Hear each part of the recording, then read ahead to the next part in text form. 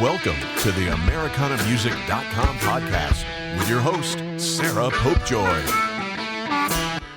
Welcome to AmericanaMusic.com. Today we are delighted to have Chris Matthews. She is a phenomenal singer-songwriter, kind of a mixture of country, blues, and folk is how I would describe her. She is coming to us today. Where are you coming from, Chris? I'm home for a change. I'm home in Nashville. Oh, nice, nice. First off, tell me a little bit about what it was like in the Richlands growing up there.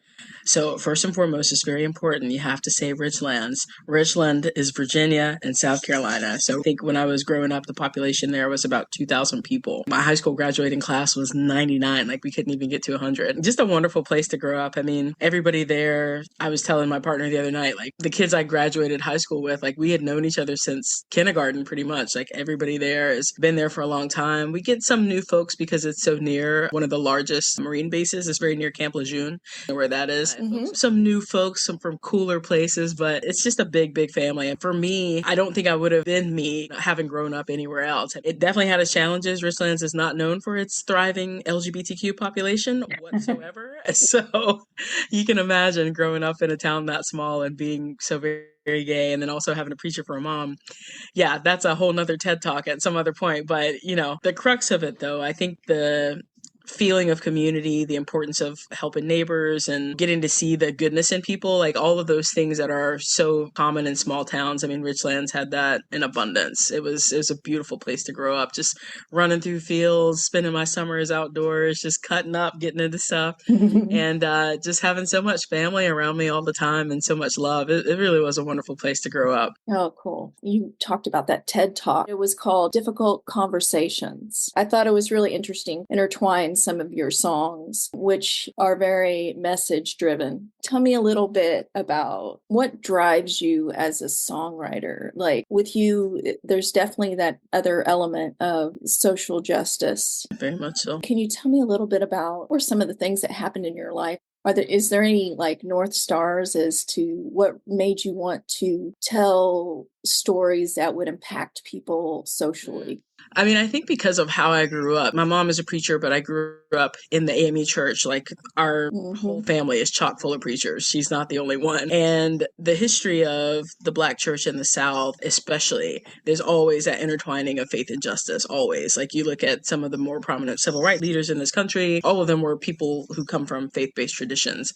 And there's a reason for that. And so I think having grown up in that community, having grown up in those walls, it's kind of the only way I know how to be. And so having this platform, it is a tremendous responsibility. And I think because I do check so many boxes, I am Black, I'm a woman, I'm a lesbian, having a platform and being all of those things is a tremendous responsibility. And so absolutely, I mean, I sing just love songs too, but even just those love songs are still very political in somebody's opinion because their love story doesn't look like my love story. And so I think that's just it. I mean, I really don't know how to do anything else but try to make the world a little bit better. And if having difficult conversations through music, being able to have really candid conversations within the safe space of a concert where people do feel a little more inclined to listen, more so than to yell down one another. That's what I want to try to do. I mean, I think of all of the kids in towns as small, if not smaller than mine, and what it's like in this country right now. And so many of those towns to be able to help their parents maybe understand something or be less afraid, less fearful about some aspect of who their kid is, help their kid be less fearful about what the world actually looks like outside of the confines of that small town. It's very important work. And I think more and more artists are starting to realize the responsibility that comes with having a platform and being able to be so very intentional with trying to do some good with this gift that you've been given. I always found it funny when some people would talk about how they didn't think that music should be political, but then in the same breath say how much they like Bob Dylan. Yes, exactly. Or Woody Guthrie for that matter. Yep. It's ironic how those guys who are just straight white guys just don't seem to set off those same alarm bells the way people who look different than them who are singing about the exact same things tend to set off those alarm bells. Oh, yeah. So I know that some of the songs that you sang, I mentioned it was 7 years old because I know some of the songs in it are a little bit older, but one of the songs that TED Talk that really hit me was about the rebel flag called One and the Same. So I'm going to read the chorus. You say it's heritage, not hate. But what they don't seem to understand is sometimes they are one and the same. And I really liked how you locked in that poetry has a way of expressing what's a little difficult to say. And I just felt like you just really hit the nail on the head so well there. It was somebody you knew. Can you tell us a little bit about the story behind that song? Yeah, absolutely. So that came about one day kind of out of the blue. My now ex-wife, her cousin, who's a sweet, sweet kid. I mean, he's so nice. Like I've known him at that point. I'd known him for several years. Like we have the same birthday. Like he's such a good kid. And at one point, just kind of out of the blue, he up and changed his Facebook picture to a picture of the Confederate flag. And at that time, she and I were living in Virginia, but I'm from North Carolina. And so anybody I think who is from the South or has spent any kind of substantial time in the South, you have had that conversation with somebody at some point about that flag. And almost to a person, you can count your clock to it. Like as soon as you like, what's up with that? They're always like, oh, it's heritage, not hate. And so for me in that moment, it was really just, okay, if that's going to be your answer, if that's what it is, you truly believe that it's heritage, not hate, then I am going to then ask you, what is your heritage? And so often people don't know. The audacity to say so flippantly, it's heritage, not hate, but then to only know your own heritage to your grandparents, great-grandparents, and once in a great while, your great-great-grandparents, and then that's really it. And so it's kind of a willful ignorance to use that as an argument, that it's heritage, not hate, when you really don't know your heritage. And so rather than trying to argue with him about racism and argue with him about how offensive that flag is to people like me, you have to meet people where they are. So in that instance, he says, okay, it's heritage, not hate. I say, all right, what's your heritage? And unbeknownst to him, I think at the time, I don't think he realized how intense of an ancestry nerd I am. And so that song is a true story. That's his actual family lineage. And he had no idea. So not only did his family have ties to slavery, kind of casually, if you could call it that. One of his ancestors was literally captaining a slave ship and then continued to do so several years after it was outlawed because there's good money in that. And so you have these conversations about generational wealth. You find all these people who don't understand what privilege actually is and what generational wealth actually is. But generational wealth looks like one of your ancestors being a slave ship captain so he could make a whole lot of money for his family. And that just kind of trickling on down to you over the years. Mm-hmm. And so when you say it's heritage, not hate, you cannot have generational ties in this country that go back any substantial amount of time and not find one of those branches on that big tree intersecting somewhere with the atrocities of slavery. It is almost impossible. Wow. And so that was the approach of having that conversation. I teach a lot. I've been teaching a lot more actually on social justice songwriting. And that's one of the songs I use in that course is to kind of show people there are so many conversations that we can have about so many of these complex issues. But sometimes the most important one is having a really, really narrowed conversation. And that song is an example of that. Rather than try to change somebody's mind about why it is hard for Black people in this country, I'm not even going to need to have that conversation. I need you to understand your own family. I don't need to talk to you about my family. I need you to understand better about yours. Wow. I love that you took it as a teaching moment instead of an argument that might not have gone anywhere. That's why the name of that TED Talk is called Sing, Don't Shout, because people's ears just shut off when they feel attacked, when they feel defensive, when they feel like you're being condescending. They don't listen. And the point of it is it's not just the call out, it's the call in. You know, we want to have more people having a more holistic view of this world, having a better understanding of how much we all do have in common. And that requires a little bit of labor. And so if you got the capacity, I highly recommend it. It can be very, very fruitful. He changed his profile picture after he heard that song. Oh, he did? Yeah. Oh, wow. So did you go with him through his genealogy or? Yeah. After that day, he changed his picture. I asked him what was up with that. He says to me, his heritage not hate. Spent the next, probably week or so just kind of digging in to his actual lineage and sharing that with him. And he was completely dumbfounded. Like he literally had no idea. And that's how it is for so many people. So, it's kind of like you can't be mad at somebody for not knowing what they don't know. But if you take the time to share that with them and then they still feel that way, then that's a different conversation. But you can't be mad at somebody for not knowing what they don't know. And so for him, that's kind of what it was. It's like, oh, so I really can't say his heritage, not hate, because my ancestors were captaining slave ships. That's the job. That really is. That's why I do this this work the way that I do it because I grew up with those people, like that's my hometown. Like that mentality, the people in my hometown are some of the kindest, most loving people you would ever meet in your life. And so many of those people every single day vote against my being able to have a loving, happy life. And it's because they just don't know what they don't know. And so if the hope is for us to all kind of have a better understanding and certainly to fear each other a lot less, that's why I take this job so seriously. I think every song is a chance to have a conversation with somebody who is in that room that night. You don't know who is going to come in there. You don't know what their backstories are. You don't know what they've been through and who their neighbors are and who their kids are and who their friends are. I can't tell you how many times I've performed and sang a song about something to do with being LGBTQ and had somebody come up to me and say some version of, I feel like I can maybe have a better understanding of what my kid is going through right now, or that I maybe have a better understanding of being able to have this conversation at Thanksgiving and not just be mad and decide to just not go home. And that is the kind of thing that I just wish more people got a chance to see. It's certainly one of the reasons why, as hard as this job is, I keep at it because it's just so beautiful. Those moments are so, so beautiful and so important. Wow, how rewarding. Yeah, for sure. I'm going to read your mission statement. To amplify the voices of the unheard, to shed light on the unseen, and to be a steadfast reminder that hope and love are the truest pathways to equity and justice. Man, what a mission statement. You're definitely living by it. When I was watching your TED Talk,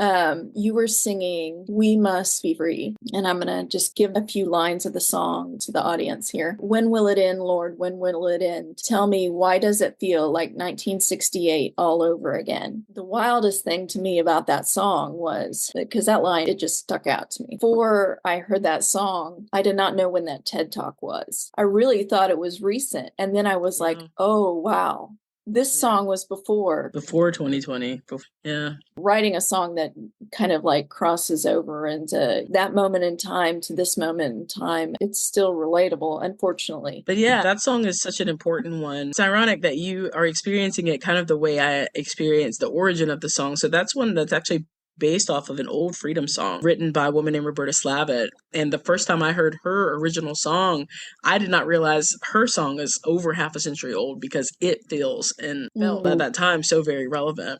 And so I took that song, the original song is called Freedom is a Constant Struggle, and put some contemporary lyrics to it. And of course, the folks who managed her catalog felt like it was relevant enough to be released under that new title, which was so incredibly flattering. To now also have that song in its new version also feel like it was so timely, even though it is several years old. That's it. I mean, we have so much work to do. We are still fighting so many of the same battles that we have been fighting. And that right there is kind of the case in point of like why it's not enough to just call out. Like it's just not enough.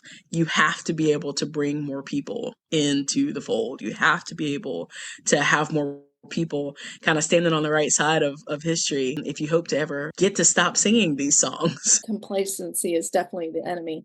I've noticed that you have a new album coming out. Is there a title yet, or? It's Reclamation. Reclamation. Cool. And that's October? Yes, October 11th. So we're in this interesting flux because there have been, I guess I can say it. So there have been two different labels who are kind of trying to see about picking me up as an artist, which is a crazy, weird, scary thing because of that kind of being in flux. It's made my timeline a little bit in flux as well. So we're going to call it a soft launch. The soft launch is definitely going to be October 11th. So people will be able to hear the songs and experience the album and everything. But there might be some cool stuff down the road. We just don't know. It's kind of one of those sitting on pins and needles, fingers crossed things. So we'll see. Yeah, I have to admit that I didn't know what a soft launch was until I watched Schitt's Creek. One of my many jobs before getting the pleasure and privilege of being a folk singer, I worked in big box retail for a while. So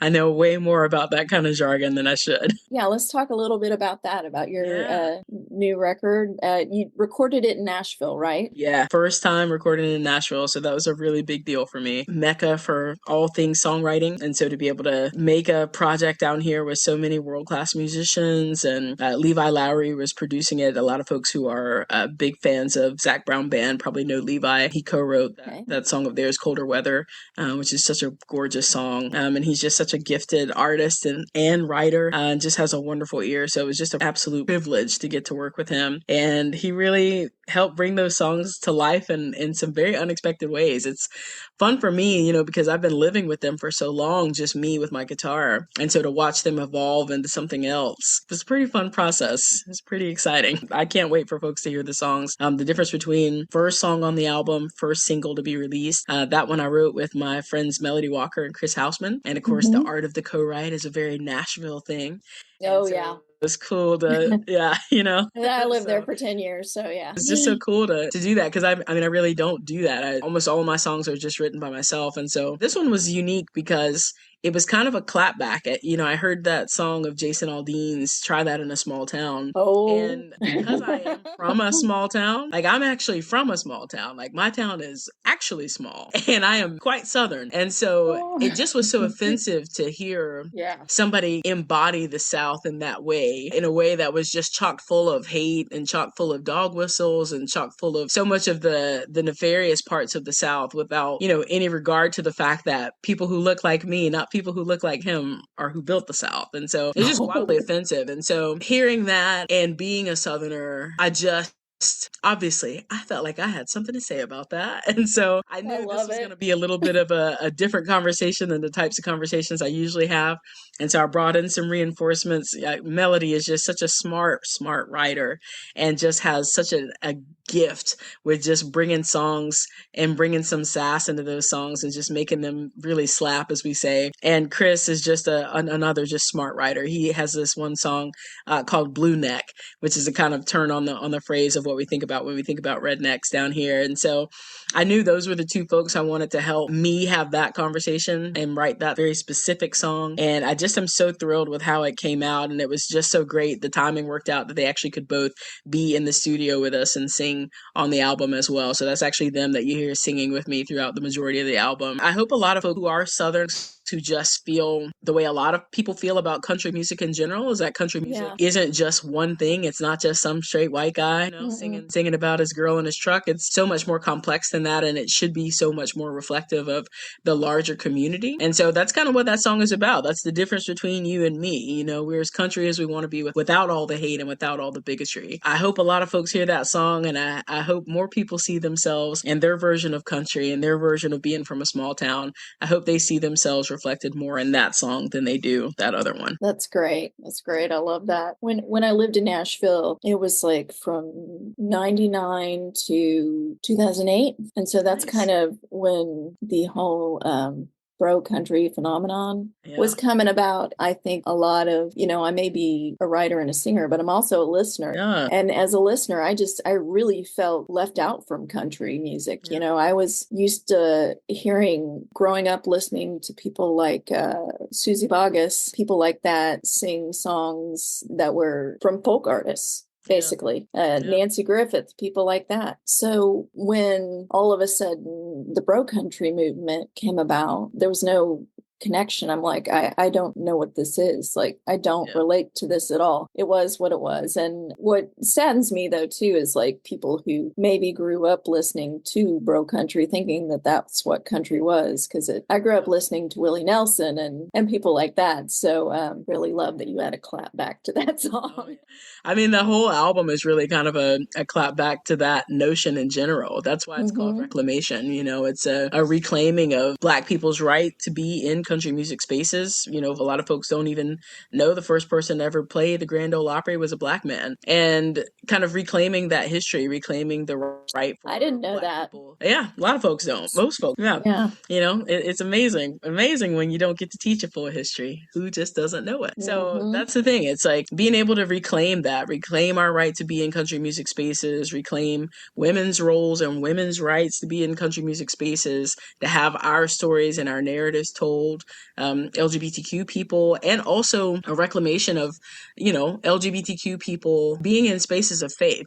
So much of country music. Oh yeah. That's you hear that all the time. You like start looking through the comments, and everybody's like, "Country is just country music, church, and family. That's it." And it's just like, yeah. I mean, I'm a preacher's kid from southeastern North Carolina. I know all about that, and the notion that I wouldn't just because I happen to be a lesbian is just not accurate. And so, yeah, so much of the album is about that bigger conversation of what country music is supposed to be, and especially who country music is supposed to be for. So I'm really, really proud of it. We put so much love and so much intention into every single one of those songs, and I just can't wait for folks to hear it. I can't wait to hear it either. There's a really wonderful movement happening in Nashville right now in regards to that. I've been seeing it too as well. A lot of people talk about the Beyonce album. She brought to light a lot of music that nobody was paying attention to until after that album came out. And I have other things I could say about that in the CMA, but this is not the place for it.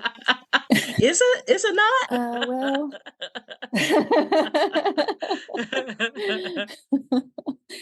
As do I. I hope to see that momentum of that movement continue to grow. Absolutely. And there are a lot of folks doing that work. Reese Palmer has been doing that work for a very long time. Alice Randall just had a wonderful book and album come out called Black Country that's kind of dealing with that. Holly G and the Black Opry and that entire I have not read that book yet. I need to read that book. Alice Randall's book. Yeah. You should read it. You should read it. And definitely even just listening to the album, both. And she's doing actually a lot of in-person events with like book touring and stuff, speaking. Oh, cool. As well. So just keep an eye out. Check her website. Her and everything. I don't think I realized how in depth the book was. It's really great to see, though. I mean, I have been following it not as closely as maybe I should have been, but it's really, really amazing. Yeah, it is. It's exciting. It's one of the reasons I'm so excited. This week is going to be Americana Fest here in town, and just all the showcases I'm playing are like pretty much gender equity. There's a nice diversity of all kinds of people playing it, and it's not just me going up there and being the only Black person in a room. It's just amazing. And it's like it gets more and more inclusive every single year. So, they've got a lot of work to do, but they're definitely trying to figure out how to do the work. And that's an important first step. So it's a pretty exciting time to be in Nashville. I am enjoying my time in this city very much. Tennessee is making it awfully hard for me to want to keep living here, but Nashville's making it a little easier. Yeah, Matraca Berg keeps me up with that. I do have to say too that's one really interesting thing that I've noticed prior to the bro country movement. Nashville itself. Now, I don't know what Nashville is like now because I'm not living there, so I cannot speak for it. I would say that it was more of a democratic, more artists who leaned on the democratic side, Reba McEntire, Garth Brooks, all of them. And then the bro country side came, Toby Keith. How can I go into that? I have too many feelings. And so when that whole movement came in, I found it interesting how there was a movement within country music and then also kind of the United States. And I saw some of the, some similarities, and it just tells you how important it is what you're doing, and how important it is to keep out there going and just the way that you're teaching people. And like you said, instead of hitting them over the head with a hammer. I mean, it's a beautiful thing. We really want to thank Chris Matthews for her time with us today. It has been an absolute honor to have her on this show, share with us not only some of the stories behind her music, also her mission as a songwriter. So thank you so much, Chris. Oh gosh, thanks so much for having me. I've enjoyed it immensely.